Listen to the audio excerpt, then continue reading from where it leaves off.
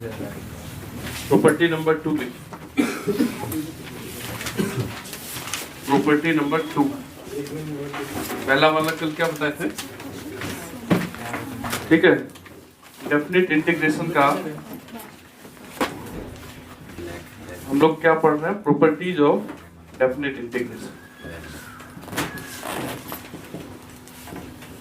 Definite integration का properties हम लोग देख रहे हैं। तो फर्स्ट वाला प्रॉपर्टी कल देख लिए थे। क्या देख लिए थे? अगर कोई फंक्शन किसी पॉइंट पे टूट जाता है तो हम लोग डायरेक्ट नहीं करके पहले वहां तक करते हैं और उसके बाद वहां से वहां तक करते हैं। जितना पार्ट में टूटेगा उतना पार्ट में तोड़ देते हैं। तो दूसरा वाला जो है एकदम सारा प्रॉपर्टी इंपॉर्टेंट है, तुमको आएगा इसी से क्वेश्चन। ठीक है, सेकंड प्रॉपर्टी क्या बोल रहा है कि अगर किसी फंक्शन को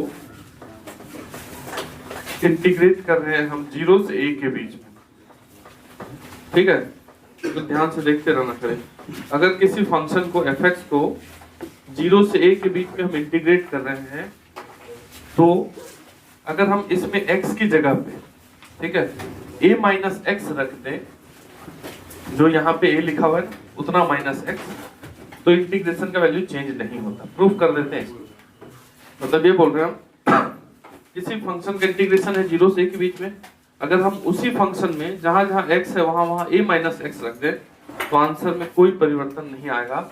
इसको हम a माइनस एक्स रूल से बोलेंगे। मतलब ऐसा नहीं कि सब जगह लिखा हुआ है a माइनस एक्स रूल, तो बनाते वक्त यूज करेंगे a माइनस एक्स। जब भी बोलेंगे हम a माइनस एक्स रूल तो तुम क्या समझ जाओगे? ये वाला रूल। तो ये रूल क्या बोलता है कि किसी फंक्शन में अगर x की जगह हम a माइनस एक्स रख दें, ठीक है, तो इंटीग्रेशन का वैल्यू चेंज नहीं होता है। जैसे इसको प्रूफ कर दें, मतलब एक आध बार प्रूफ करने ही आ गया ये, समझ रहे? 2 नंबर में यही लिख के बोले इसी को प्रूफ कीजिए, प्रॉपर्टी को। समझ रहे बात को? तो प्रूफ करने का कई तरीका है। एक तरीका तो है कि अगर हम ग्राफ जानते हैं तो ग्राफ से बहुत आसानी से होता है प्रूफ, तो उसको हम अभी छोड़ देते हैं, डायरेक्ट प्रूफ करते हैं। अगर आरएचएस को स्टार्ट करें हम, ठीक है, आरएचएस में क्या लिखा हुआ है? f of a minus x dx 0 से a, ये लिखा है ना। a माइनस एक्स को अगर हम मान लें कुछ t मान लेते हैं, a माइनस एक्स को अगर t मान लोगे तुम तो डिफरेंशिएट करोगे तो क्या होगा? ये minus dx equal to dt, यानी कि dx equal to minus dt। अब क्वेश्चन अपना x में है, उसको हम t में लेके जा रहे हैं तो लिमिट भी चेंज करेंगे। लिमिट x का होता है, पता है कि नहीं होता? तो इसको t को यहाँ जो एज्यूम किए हो तुम a minus x equal to t, ठीक है, इसमें हम एक बार लोअर लिमिट रखते हैं, ये 0 x की जगह रखते हैं। अगर तुम x की जगह 0 रखते हो इसमें तो a माइनस 0 t इक्वल टू क्या आएगा? a आएगा। चलो t का लिमिट हो गया a। अगर तुम इसमें x की जगह अपर लिमिट रखते हो a, ठीक है, x की जगह a रखते हो तो t इक्वल टू क्या आएगा? 0। इसमें किसी को दिक्कत है? मतलब पूरे क्वेश्चन को हम किस में कन्वर्ट करके चले जा रहे हैं? t में। समझ रहे हैं ना बात को?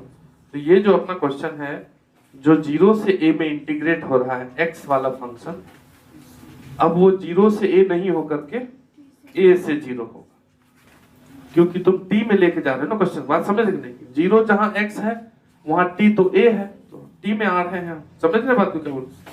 और यहाँ क्या लिखोगे? f, इसको मान लियो क्या तुम t, और dx क्या है तुम्हारा? Minus dt। इसमें किसी को दिक्कत है तो बताइए यहाँ तक, ठीक? अब तुम देखो, मतलब डेफिनेट इंटीग्रेशन में अगर हम बात करें तो तुम थोड़ा सा तो जानते ही हो कि डेफिनेट इंटीग्रेशन में क्या होता है। मतलब मैथमेटिकली हम लोग कैसे सॉल्व करते थे। जैसे मान लो कि x ही है, इसको इंटीग्रेट करना है, इसको इंटीग्रेट करना है 1 से 2 के बीच में, तो कैसे करोगे? इंटीग्रेशन जो है वो x² 2 होता है और उसमें क्या रख देते हैं? 1 से 2। समझ रहे बात? ठीक है, और जो भी वैल्यू आएगा वो आएगा। अगर हम इसमें माइनस लगा दें बाहर, माइनस लगाने के बाद जो होगा वो लिमिट चेंज हो जाएगी नहीं? 2 नीचे 1 ऊपर चला जाएगा। फाइनल जो आंसर सॉल्व करोगे, इसका जो भी आंसर आएगा, मतलब x² 2 आएगा, उसमें तुम 2 1 रखोगे, बाहर माइनस लगा रहेगा एक, तो 2 पहले रखाएगा, फिर माइनस बाद में, और माइनस को जब हम अंदर करेंगे तो 1 पहले आ जाएगा, 2 बाहर आ जाएगा। समझ रहे ना बात? तो किसी डेफिनेट इंटीग्रेशन में अगर माइनस लग जाए बाहर तो क्या होता है, लिमिट चेंज, अपर लोअर की जगह लोअर अपर की जगह आ जाता है। तो माइनस को अगर हम हटा दें इस माइनस को, तो क्या लिखोगे, 0a, 0 नीचे a ऊपर और ft dt। ठीक, अब एक बात है यहाँ पे कि कोई इंडेफिनिट इंटीग्रेशन की अगर हम बात करें, ठीक है, जैसे यहीं पे हम करते हैं रफ में, अगर इंडेफिनिट इंटीग्रेशन की बात करो तो fx का इंटीग्रेशन और ft का इंटीग्रेशन ये दोनों सेम नहीं होगा। होगा सेम कभी? क्योंकि इसका आंसर x में आएगा और उसका आंसर t में आएगा, क्योंकि इंडेफिनिट है, उसमें लिमिट तो रखेंगे नहीं। लेकिन अगर इसी में हम सेम लिमिट लगा दे दोनों में, fx का इंटीग्रेशन 0 से a के बीच में और ft का इंटीग्रेशन 0 से a के बीच में, तो इसका आंसर ना आएगा x में, इसका आएगा t में। लेकिन जब अपर लिमिट a रखेंगे और 0 रखेंगे लोअर लिमिट, तो सेम चीज देगा कि नहीं दोनों? समझ रहे ना बात क्या बोल? तो तुम याद रखना कि अगर इंटीग्रेशन में लिमिट नहीं हो तो अगर फंक्शन किसी और का है किसी और का है तो बराबर नहीं होगा। लेकिन अगर लिमिट हो दिया हुआ तो fx dx 0 से a लिखा रहे, चाहे ft dt 0 से a लिखा रहे, चाहे fk dk 0 से a लिखा रहे, बराबर ही बराबर आएगा। यहाँ जो ft dt आया है 0 से a में, इसको कोई भी लिख सकता है क्या, fx dx 0 to a। बात समझ रहे कि नहीं समझ रहे? ये हो गया तुम्हारा LHS। LHS में ये लिखा है नहीं लिखा, समझ रहे ना बात?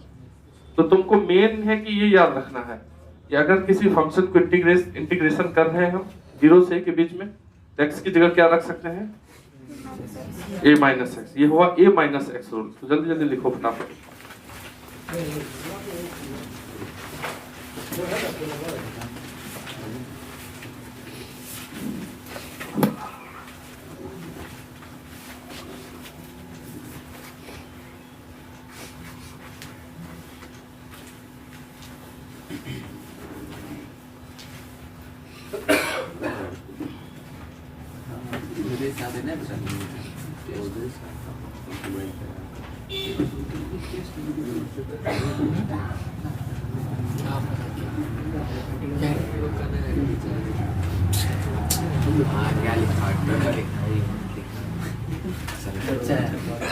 क्या नहीं आ रहा?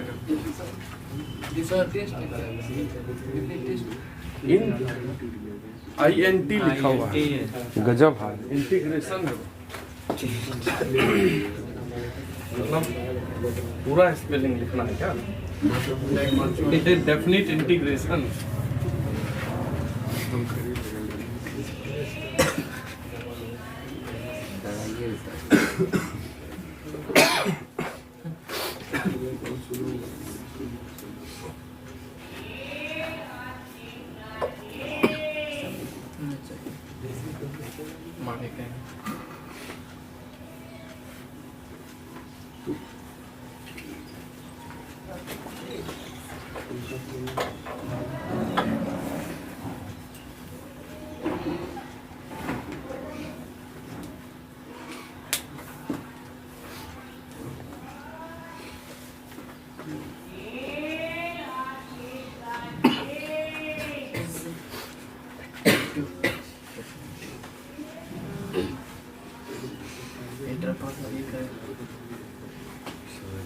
ठीक है, लिख लिए।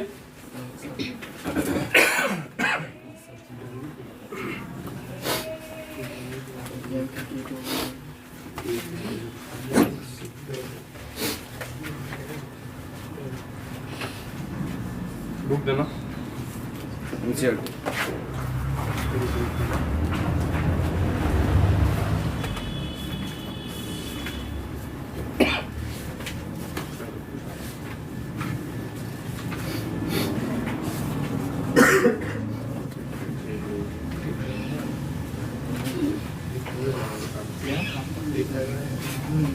ठीक है, अच्छा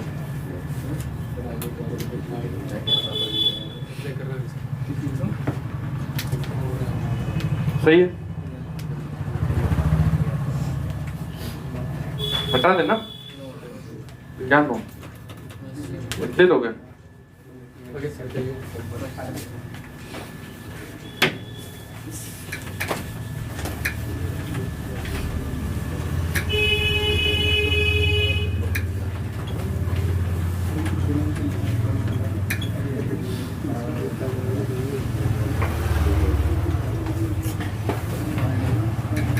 देखो इसी से मिलता जुलता प्रॉपर्टी है, उसको खाली लिख लेते हैं, उसके बाद दोनों का क्वेश्चन बना देंगे।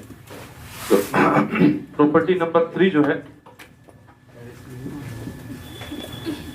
ठीक है, प्रॉपर्टी नंबर 3 जो है सेम इसी टाइप का है, उसमें लोअर लिमिट में कुछ आ जाता है। जैसे देखो याद कैसे रखना है तुमको, जो लोअर लिमिट है अपर लिमिट है, यहाँ पे दोनों को जोड़ करके -x इसमें रखा गया। जैसे 0 + a करोगे तो क्या a -x इसमें जाकर के x की जगह जहां जहां x है वहां रखना है। अब इसमें मत रख देना dx वाला x फंक्शन के x में, ठीक है। मतलब कई बच्चा सोचेगा d में भी तो x लगाओ, उसमें क्यों नहीं रख रहा है, ठीक है। तो इसी से मिलता जुलता प्रॉपर्टी है, अगर लोअर लिमिट भी कुछ हो अपर लिमिट भी कुछ हो, a से b और fx को अगर मतलब कुछ भी नहीं बने, अगर एग्जाम में कहीं कुछ दिखे ही नहीं इंटीग्रेशन में, तो यही दोनों लगाना है, ठीक। इसी दोनों से बनेगा तुमको। अगर मान लो कि नहीं बन रहा है क्वेश्चन इंटीग्रेशन, डेफिनेट इंटीग्रेशन, याद रखना इस प्रॉपर्टी को। a से b अगर fx को इंटीग्रेट करा जा रहा है तो x की जगह क्या रखेंगे, इन दोनों को जोड़ दो, a + b - x, ठीक, और a से b ही रहेगा। मतलब दोनों सेम प्रॉपर्टी है, इसलिए साथ में लिख दिया, और कोई बात नहीं। मतलब x की जगह क्या रखना है तुमको, दोनों लिमिट को जोड़ के -x, आंसर में कोई चेंज नहीं आएगा। इसको भी नीचे लिख लो, 3 नंबर दे करके क्वेश्चन बनाने सिखाते हैं। इसको हम बोलेंगे a + b - x रूल। वो a - x रूल, ये a + b - x रूल।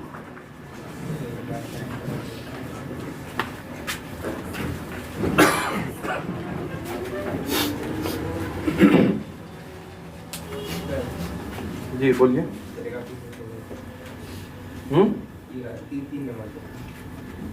मतलब हम ये बोल रहे हैं, इसी से इसको रिलेट कर रहा है, ठीक है। जो दोनों लिमिट होता है उसको जोड़ देना, उतना -x x की जगह रख देना, वही चीज इसमें किया, ठीक है ना। अब देखो क्वेश्चन कैसे आएगा, क्वेश्चन कैसा बनता है। जैसे मान लो कि क्वेश्चन ये आ गया, ठीक, x × 1 - x पे पावर 3/2 dx, और यहां लिख देते हैं हम 0 से 1, ठीक है। अब ये आंसर, इसका आंसर लाना है, तो सब्स्टिट्यूशन से नहीं, अगर सब्जेक्टिव आएगा क्वेश्चन तुमको, अगर सब्जेक्टिव क्वेश्चन आएगा तो वहां लिखा रहता है यूजिंग प्रॉपर्टीज, ये लाइन लिखा रहेगा, यूजिंग प्रॉपर्टीज फाइंड इंटीग्रल। समझ रहे बात को, मतलब प्रॉपर्टी को यूज करके इसका आंसर देना। अगर तुम वैसे बना दिए, हमको पहले भी सिखा हुआ है ये चीज कि 1 - x को t मानेंगे, इससे क्वेश्चन बन जाएगा सब्स्टिट्यूशन से, जो बचपन में किया, ठीक है। लेकिन उससे बना के आंसर ले आना, नंबर 0 देगा, क्योंकि वहां लिख के आएगा यूजिंग प्रॉपर्टीज। तो प्रॉपर्टी ही दिखाना है, वो बता देना है कौन सा प्रॉपर्टी लगा दी है, समझ रहे बात को, नहीं तो नहीं आंसर आएगा, नहीं मतलब मार्क्स नहीं मिलेंगे, ठीक है। अब अगर ऑब्जेक्टिव आता है तो तुम कुछ भी कर सकते हो, प्रॉपर्टी से फास्ट होता है, इसलिए उसको थोड़ा सा ध्यान में रखना, ठीक। तो अब देखो यहाँ पे क्या प्रॉब्लम आ रहा है, इस एक्सप्रेशन को क्या बोलते हैं, बाइनोमियल एक्सप्रेशन। मतलब जो अंदर में रखा हुआ है ना, तो 2 टर्म है उसमें, 1x, बाइनोमियल उसी को बोलते हैं ना, जिसमें 2 टर्म होते हैं उसी को बाइनोमियल बोलते हैं।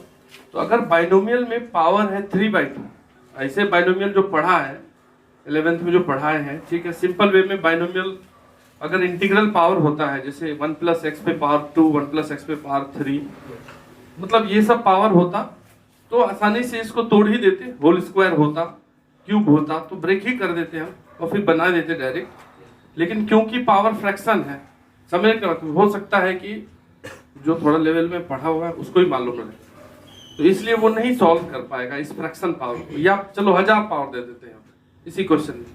1 - x की जगह पावर क्या देते हैं, 1000 दे देते हैं, तो गड़बड़ा जाएगा कि नहीं, समझ रहे बात को। तो हम क्या करते हैं इस क्वेश्चन में, जब ये प्रॉपर्टी लगाते हैं, जो प्रॉपर्टी अभी पढ़ाए तुमको, ये 0 से a लिखा हुआ है, ठीक है, 0 से a लिखा होता, अगर इसमें तुम a माइनस एक्स रूल लगाते हो, a माइनस एक्स रूल, तो a माइनस एक्स रूल क्या बोलता है कि x की जगह पे जहां जहां फंक्शन में x x है वहां क्या रख देना, a minus x, answer change नहीं करेगा इसलिए लगा देना। तो 1 माइनस एक्स रख दो इस x की जगह, तो लिख दिए 1 माइनस एक्स पहले x की जगह। फिर ये देखो ब्रैकेट है 1 माइनस इस x की जगह 1 माइनस एक्स, कोई दिक्कत, उस पे पावर 3/2 और dx, इसको हम इंटीग्रेट कर देंगे 0 से 1 के बीच। क्वेश्चन में इसको इंटीग्रेशन करने बोला, लेकिन क्योंकि हम पढ़ लिए हैं कि अगर x की जगह a माइनस एक्स रख दें तो कोई परिवर्तन नहीं होगा आंसर में, इसलिए हम ऐसा काम कर दिए, प्रूफ भी कर दिया ना इसको, समझने की बात, ऐसे तो नहीं याद कर लिया, प्रूफ कर दिया। अब यहाँ पे 1 और 1 कट रहा है कि नहीं, कट रहा है, तो ये क्या बन रहा है 1 माइनस एक्स इंटू यहाँ क्या हो रहा है माइनस माइनस प्लस x पे पावर 3/2।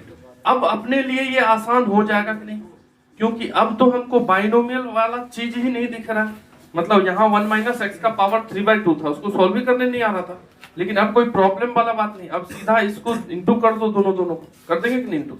अब x पे पावर 3/2 इंटू 1 क्या हो जाएगा, x पे पावर 3/2 माइनस x पे पावर 1 इंटू x पे पावर 3/2, दोनों को पावर जोड़ दो, 1 प्लस 3/2 करोगे पावर 5/2, x पे पावर 5/2, मतलब इस दोनों को इंटीग्रेट कर देंगे हम 0 से 1 के बीच में, तो कोई दिक्कत होगा क्या, बात समझ रहे हैं। x पे पावर 3/2 का क्या इंटीग्रेशन होगा, इस x पे पावर 3/2 का क्या इंटीग्रेशन होगा, x पे पावर 5/2, 1 जोड़ दोगे और 5/2 से डिवाइड तो 2/5 लिख देंगे, माइनस इसका क्या होगा 7/2, तो x पे पावर 7/2 और यहाँ 2/7, और इसी में लिमिट क्या रख दोगे, एक बार 1 एक बार 0, कोई दिक्कत, तो जब 0 रखोगे तो दोनों 0 ही होगा, दिख ही रहा, तो सीधा 1 रख दें केवल, समझ रहे बात, लोअर लिमिट 0 है, उसको रखने के बाद तो 0 ही होगा। ठीक है, लेट से आए हो तो थोड़ा क्वेश्चन से समझ लोगे, कोई दिक्कत नहीं है, खाली प्रॉपर्टी समझाए थे उसको लिख लेना है बाद में, लेकिन अभी जो क्वेश्चन कराएंगे आगे जो उससे तुम देख लेना। ये 1 अगर इसमें रखोगे तो क्या आंसर आएगा बताओ, ये तो 1 ही हो जाएगा ना, x पे पावर कुछ भी हो 1 पे पावर 2/5 माइनस 2/7, ये आंसर हो गया। एलसीएम लोगे तो क्या हो जाएगा 35, ठीक है, यहाँ कितना हो जाएगा 14 माइनस 10, तो 4/35, ये आंसर हो गया, नहीं समझे बात, तो ये लिख लो।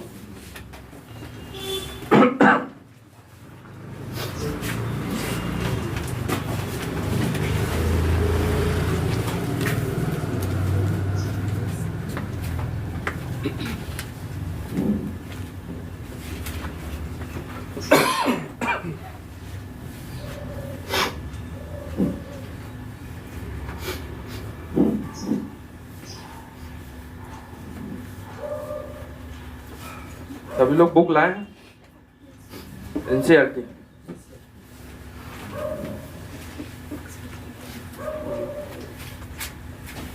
रखो, अभी बनाते हैं उससे क्वेश्चन।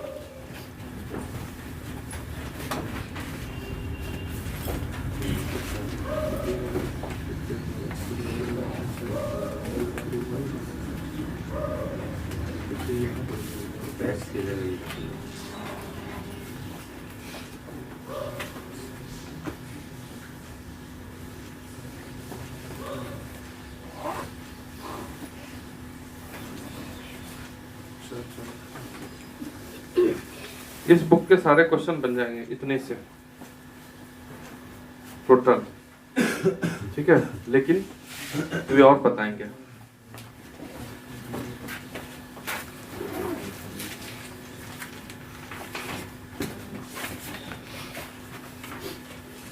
निकाल लो 7.11,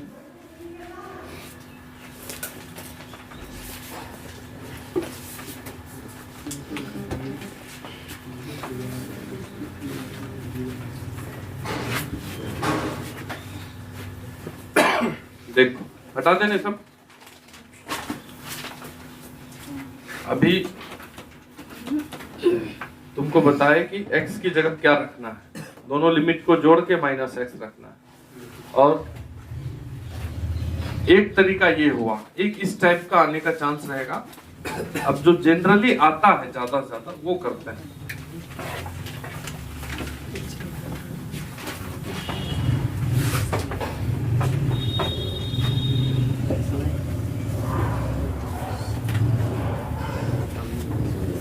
वो जो प्रूफ करने बताए ना उसको ध्यान में रखना है।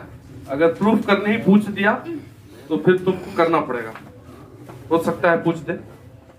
ठीक है, देखो पहला क्वेश्चन लिखा हुआ है बुक में 7.11 अगर है सामने, ठीक है, तुम लोग पास नहीं है किसी का? लाया तो निकालो ना। हाँ, तुम लोग पास नहीं है तो कौन सा पहला है? हाँ, तो 7.11 अब तुम छिपा के 11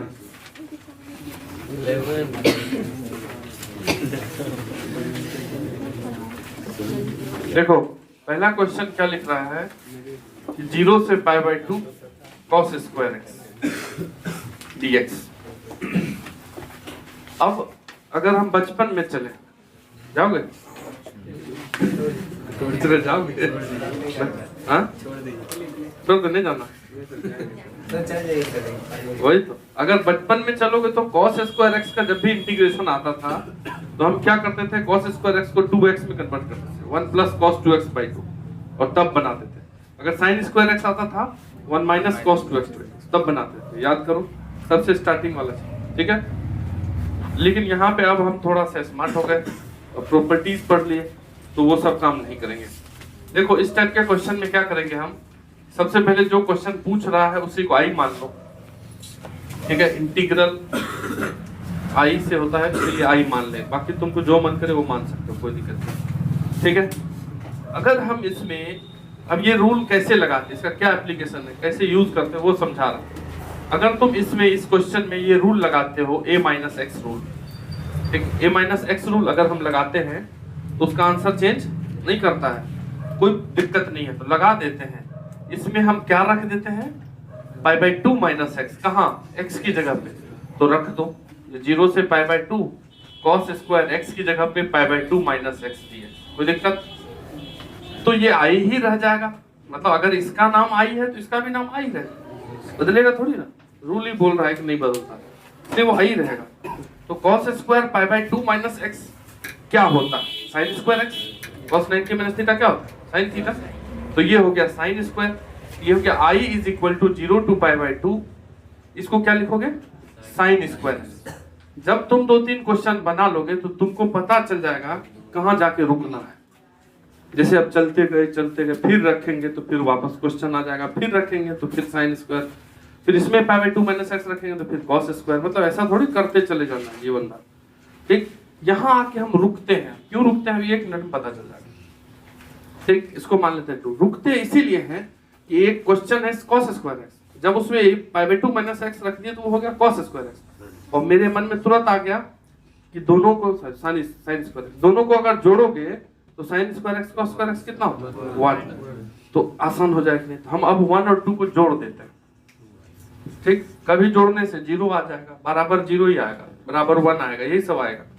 क्वेश्चन इस प्रकार से सेट रहता है, समझने की बात, ये हो जाता है। अब अगर जोड़ोगे तो i + i क्या होगा, 2i = 0 से, सेम लिमिट अगर इंटीग्रेशन में हो, 2 इंटीग्रेशन में, तो जुट जाता है, अलग अलग हो तो नहीं जोड़ पाएंगे। 0 से π/2 यहाँ भी वहां भी है, तो 0 से π/2 और इन दोनों को जोड़ दो, cos square plus sin square, ये 1 हो जाएगा कि नहीं।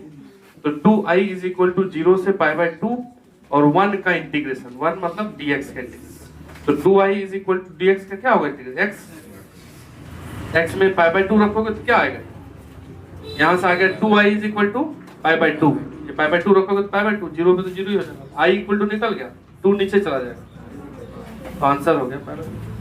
i तो निकालना, हर बार यही करेंगे। फर्स्ट क्वेश्चन है ये, जल्दी जल्दी लिखिए।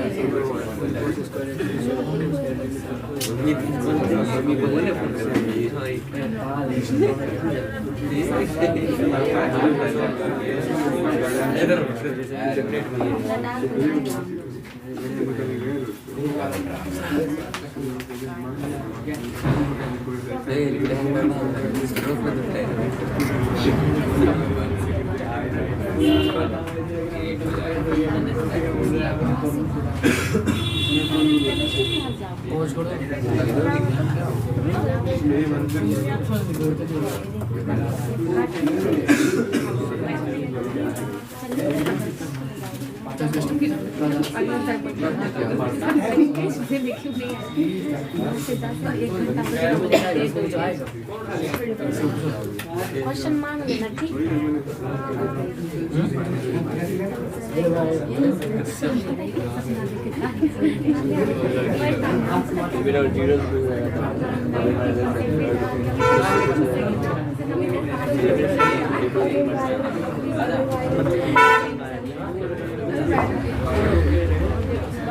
बता जिसके बारे में उसको नहीं याद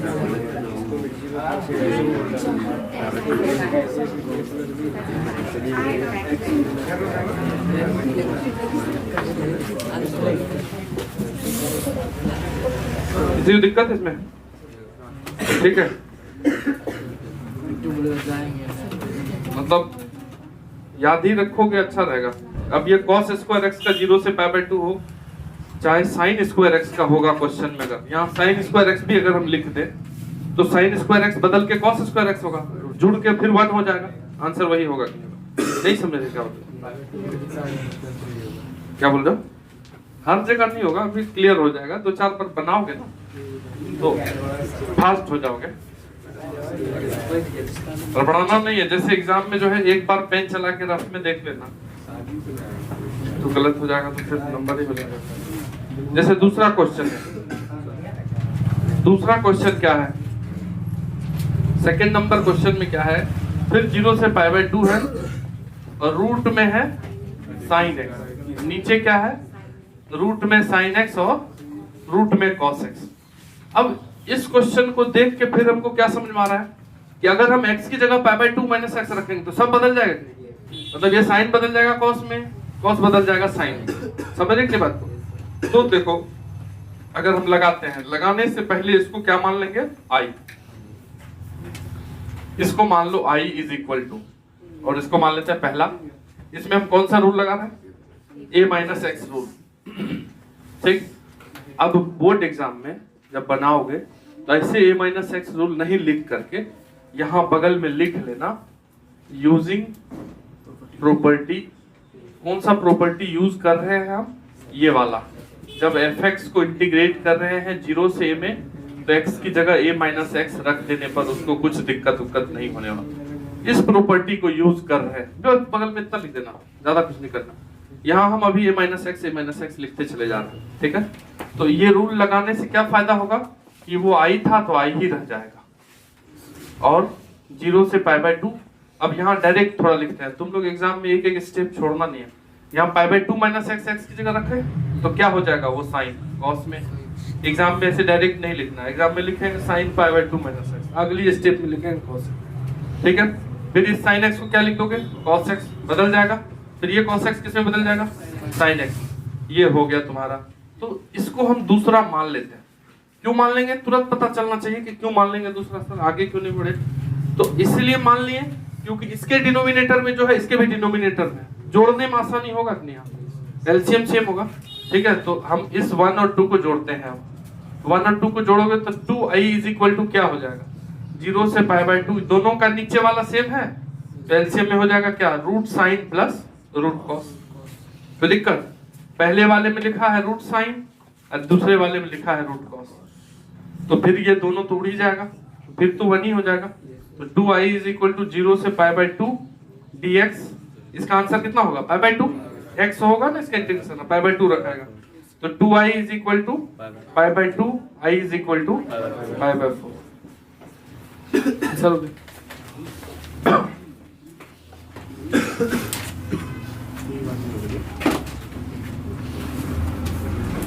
बनाते चले जाओ ना, सब बनते जा रहा, लाइन से बन जाएगा टोटल।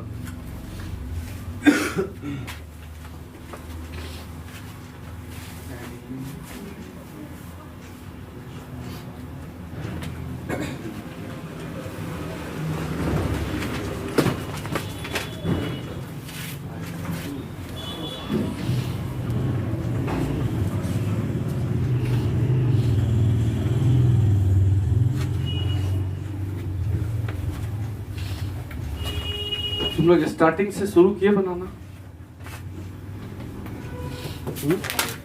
कल हम चेक करेंगे 7.1 7.2 वापस, ठीक है। कल के क्लास में 7.1 7.2 चेक होगा शुरुआत। आगे बढ़ने से क्या हो जाएगा, जब तुम पीछे रिवाइज ही नहीं करोगे तो फायदा नहीं है। क्या नहीं सर नहीं करना, याद है पूरा, याद है तो बोलो।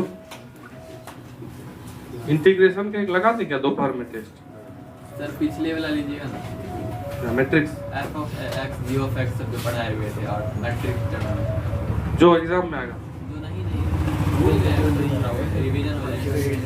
तो ऐसा करो, तो मैट्रिक्स डिटरमिनेंट और क्या, डिफरेंशिएशन की फंक्शन, ठीक।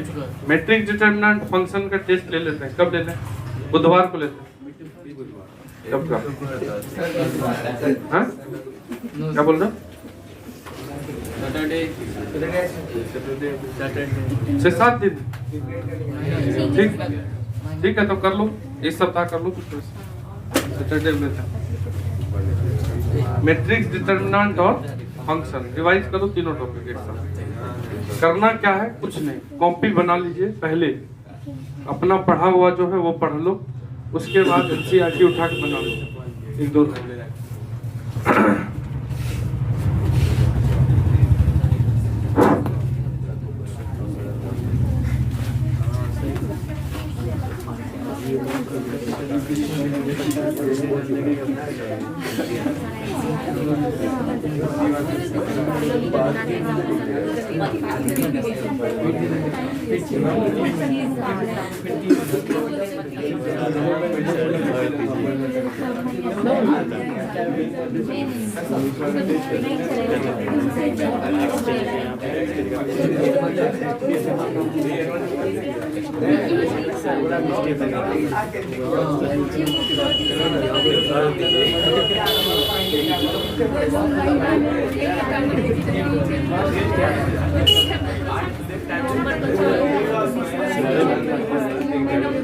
सब पर वही होता है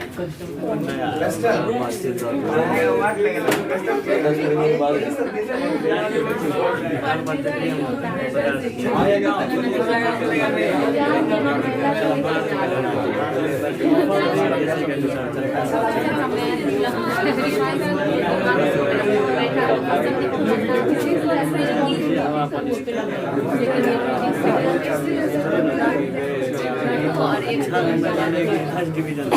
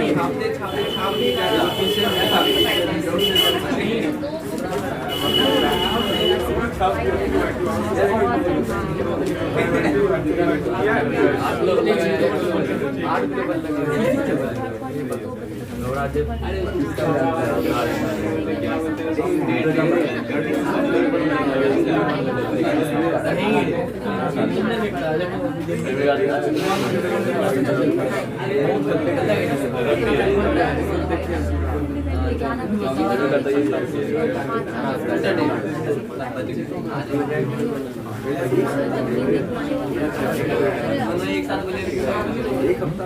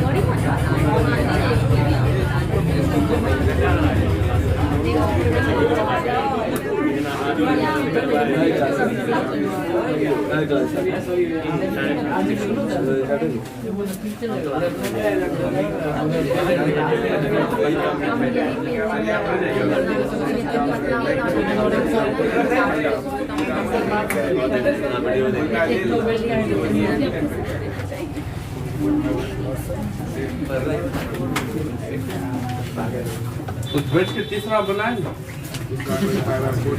सेम क्वेश्चन पावर देखो इसमें साइन एक्स पे पावर हाफ है उसमें पावर कुछ और दिया है 3/2 बस तो आंसर तो वही आना है बदल के फिर से कटेगा नहीं समझ रहे थर्ड क्वेश्चन देखो क्वेश्चन नंबर थर्ड में क्या है साइन एक्स पे पावर कितना है तो यहाँ 3/2 लिख देते हैं वहां 1/2 था यही था ना रूट का मतलब क्या होता है 1/2 था तो यहाँ 3/2 लिख दो यहाँ भी 3/2 लिख दो ये हो गया क्वेश्चन नंबर 3 अब तुम a माइनस एक्स रूल लगाओगे तो यहाँ पे क्या हो जाएगा साइन की जगह पे कॉस फिर यहाँ पे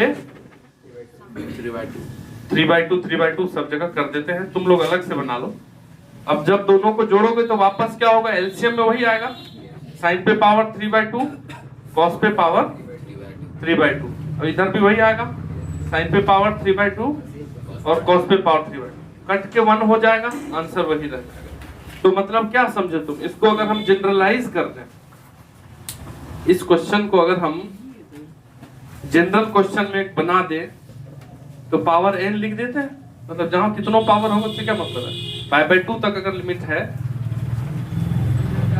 मतलब इन जनरल एक क्वेश्चन लिख सकते हैं हम इन जनरल क्या लिख सकते हैं कि अगर 0 से π/2 में साइन पे पावर nx ठीक है अपॉन साइन पे पावर nx प्लस कॉस पे पावर nx हो ठीक तो इसका आंसर कितना आएगा π/4 अब ऊपर अगर cos भी होता तो भी π/4 ही आता समझ रहे बात को मतलब ये π/4 आया अगर ऐसा रहेगा क्वेश्चन में किताब में साइन ऊपर है और क्वेश्चन आ गया cos nx divided by sin nx plus cos nx dx। तो दोनों का आंसर कितना आएगा? पाई बाय 4। तो लिख लो इसको नीचे ब्रैकेट कर। ठीक है, तो अगला जो चौथा है वो भी देखो वही है कि नहीं, देख लो। पावर में 5 है तो नहीं बनाएंगे उसको।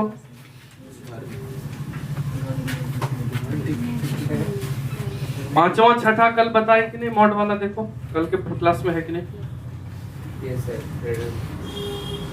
सेवेंथ अभी बताए कि नहीं, 1 माइनस एक्स पे पावर 3/2 वाला अभी जो स्टार्ट किए थे, वहां पावर n है और क्या है।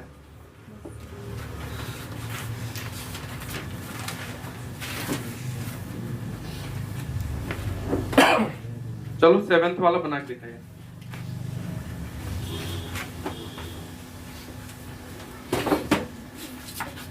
क्या हुआ बोलो, बताओ तो। एक भी बुक नहीं है, महान हो तुम लोग तो।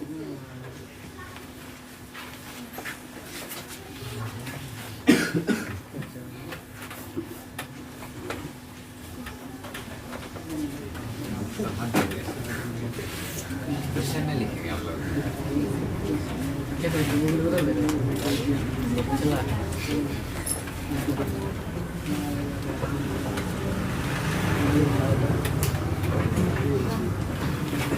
सेवन नंबर बना के दिखाइए ना, हम क्वेश्चन लिख देते हैं, बनाया हुआ है अभी।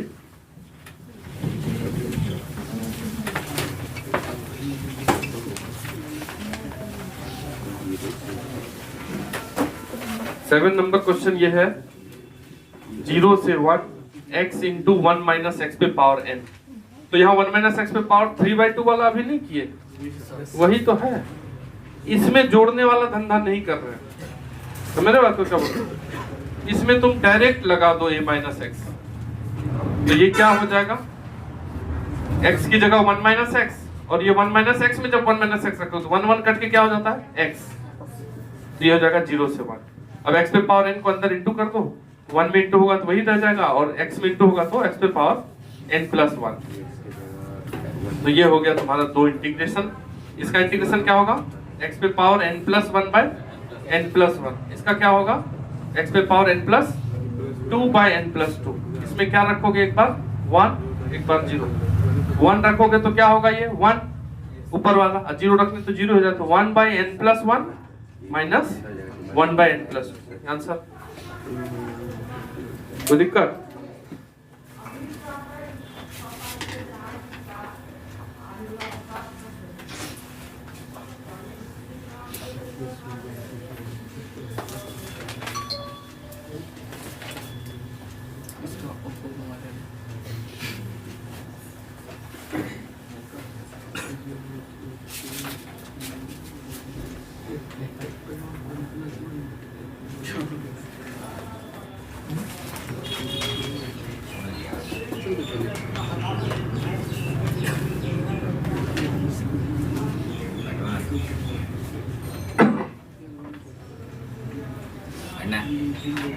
पेन देना।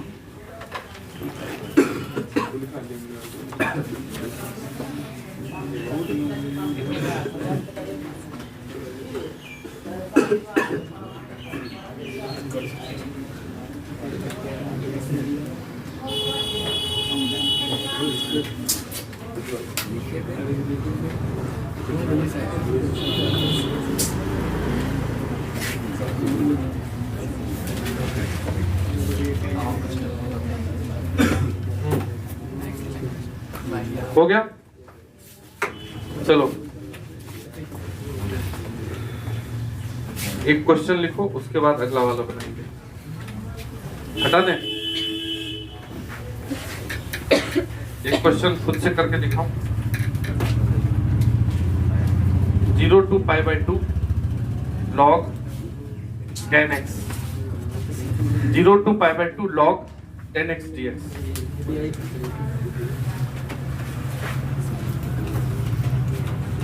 जीरो से π/2 log 10x, सीधा इसको आई मान लो, तो कुछ जान ही नहीं रहा। आई मान लेंगे, फिर वो प्रॉपर्टी लगाएंगे a माइनस एक्स, फिर जोड़ेंगे, देखेंगे क्या आता है।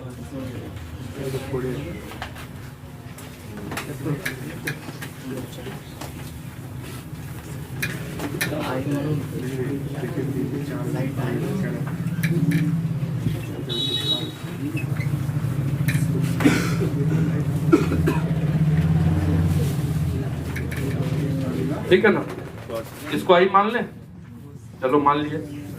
अब इसमें जब pi by 2 minus x rule लगाओगे a माइनस एक्स, तो ये आई ही हो जाएगा। 0 से pi by 2 log 10 pi by 2 minus x क्या हो जाएगा, cot x dx। अगर हम इन दोनों को जोड़ेंगे 1 और 2 को, तो 2i इज इक्वल टू क्या हो जाएगा, दोनों log जुटेगा। तो जब हम दो log को जोड़ते हैं तो इंडेक्स इनटू होता है, log x plus log y क्या होता है, log x y। तो इस log x और log y को जोड़ रहे हो, ये दोनों इनटू हो जाएगा 10 cot, तो log 10x into cot x। 10x cot x करके क्या हो जाएगा, log 1। तो log 1 का वैल्यू क्या आता है, 0। log 1 to the base anything is 0, बस बेस 1 नहीं होना चाहिए, तो वो खत्म हो गया, 0 हो गया, i इक्वल टू 0। ये भी आएगा, बता दिए। यहाँ log 1 है, बगल में ऐसे लिख लो, तुम लोग महान हो, log 1 का वैल्यू 0 लिख लो, तुम लोग क्या हो, महान हो, क्योंकि ये जो इंटीग्रेशन डिफरेंशिएशन में log आ रहा है वो बेस तो यही रहेगा हमेशा, मतलब खाली बेस 1 नहीं होना चाहिए। log 1 का वैल्यू हमेशा 0 होता है, खाली बेस 1 नहीं होना चाहिए, ठीक, नहीं तो इनडिटरमिनेट।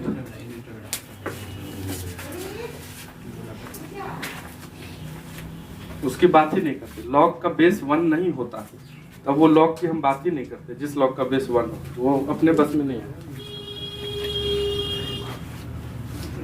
ठीक है सर। इसी से मिलता जुलता सवाल है, लेकिन अच्छा सवाल है, 8वां नंबर। 8 नंबर क्वेश्चन जो है वो बढ़िया है क्वेश्चन।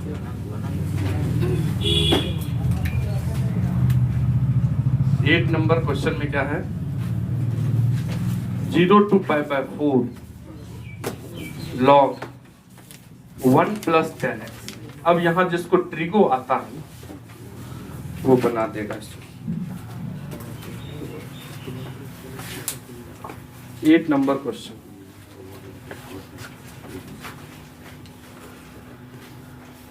मतलब अभी तक में शुरू से लेके यही क्वेश्चन टिक कर लो जिसको तुमको रिवाइज करना है 8वां में।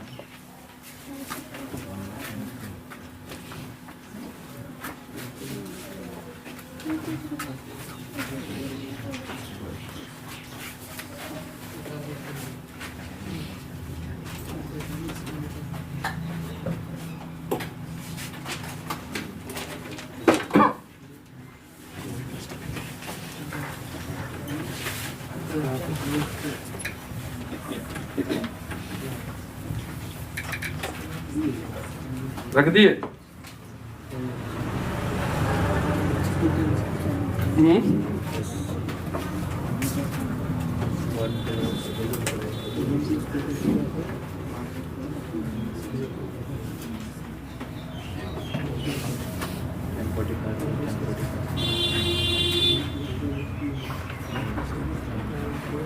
इसको मान लो फर्स्ट,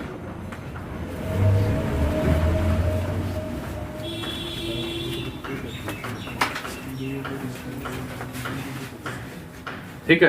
अब हम कौन सा रूल लगा रहे हैं, a माइनस एक्स, मतलब पाई बाय 4 माइनस एक्स रख दो, i equal to 0 to pi by 4 log क्या हो जाएगा, 1 प्लस 10 x की जगह क्या रख दोगे, पाई बाय 4 माइनस।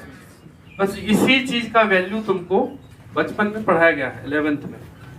ट्रिगोनोमेट्री में दो चीज है, याद रखना है, डिफरेंशिएशन में भी बताए थे। 10 पाई बाय 4 प्लस x होता है 1 प्लस 10x बाय 1 माइनस 10। कैसे होता है, तो 10a प्लस b के फॉर्मूले से 10a प्लस b होता है 10a प्लस 10b अपन 1 माइनस 10a 10b, उस पर रख देना। अगर तुमको कहीं भी आता ही रहेगा ये सब, पाई बाय 4 माइनस x लिखा हुआ आ जाए 10 45 माइनस x, तो ऊपर minus 1 minus 10x bye 1 plus 10, ये यूज करना है कभी भी, ठीक है। तो यहाँ तुमको जैसे ही 10 पाई बाय 4 माइनस एक्स आया, तो ऐसे तुमको अगर वो नहीं आता है तो तुम 10a माइनस बी के फॉर्मूले को लिख के पूरा तोड़ दो, सामने एक आध स्टेप ज्यादा चला जाएगा। ये i इज इक्वल टू हो गया 0 to π/4 log, ठीक है, 1 प्लस, इसको सॉल्व करना है, नीचे वाला फॉर्मूला लिखेंगे 1 minus 10x bye 1 plus 10x लिख देंगे। इसको जोड़ो तो ये जो ऊपर नीचे वाला 1 प्लस 10x ऊपर आएगा तो हो जाएगा i is equal to 0 to π/4 log 1 plus 10x plus 1 minus 10x upon 1 plus 10x 10x कटा कि नहीं, तो क्या बच गया यहाँ पे i is equal to 0 to π/2 log 2 by 1 plus 10x। अब हम तुरंत रुकेंगे यहाँ पे, यहाँ dx सब में लगा हुआ है, ठीक है। यहाँ इसको दूसरा मान रहे हैं, क्यों मान रहे हैं? क्योंकि हमको तुरंत पता चला कि उसमें क्वेश्चन में log 1 प्लस 10x है और इसमें log में 1 प्लस 10x नीचे है। जैसे ही इन दोनों को जोड़ेंगे तो log का इंडेक्स इनटू होके 1 प्लस 10x कट जाएगा। ठीक। तो मेरे मन में चलते हुए रहना चाहिए, कहाँ जाके रुक जाना, नहीं तो चलते रहेंगे। समझ रहे बात को?